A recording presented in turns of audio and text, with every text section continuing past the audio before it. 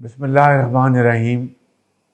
मेरे बुज़ुर्गों, भाइयों और बहनों, अस्सलाम वालेकुम। सबसे पहले मैं आज पूरी पाकिस्तानी कौम को वतन अज़ीज़ के 74वें यौम आज़ादी की मुबारकबाद पेश करता हूँ। जश्न आज़ादी पर अपने इर्द गिर्द सब्ज़ परचमों की बहार देखकर दिल खुशी से माला माल भी है, मगर दूसरी तरफ दिल में चुभता हुआ एक सवाल भी है कि कितनी लाजवाल कुर्बानियों के नतीजे में नेमत खुदाबंदी की शक्ल में आज़ादी की सुबह देखनी नसीब हुई, मगर शायद हमने बहसीत कौम इस कीमत का हक उस तरह अदा नहीं किया जैसा कि हमें करना चाहिए था। मैं अपनी चश्मे तसव्वुर से देखता हूं कि हमारे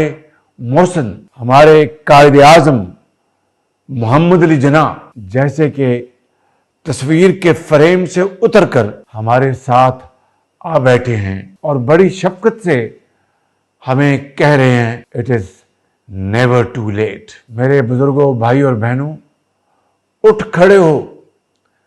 यकीन, इत्तेहाद और तंजीम को अपना लो। मुझे यकीन है कि हर पाकिस्तानी में एक ऐसा सच्चा जज्बा होगा कि वो अपनी और इस कौम की तकदीर बदलने के लिए उठ खड़ा होगा। शायर मशरक ने क्या खूब नुक्ता बयान किया था। फितरत अफराद से अगमाज भी कर लेती है, कभी करती नहीं मिल्लत के गुनाहों को माफ। हम खुश नसीब हैं कि हमारे पास कायद के दिए हुए रहनुमा अल्फाज भी हैं और इकबाल के अजीम अफकार भी।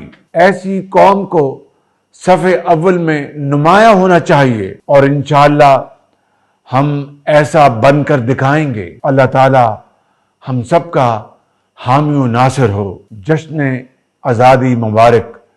पाकिस्तान जिंदाबाद।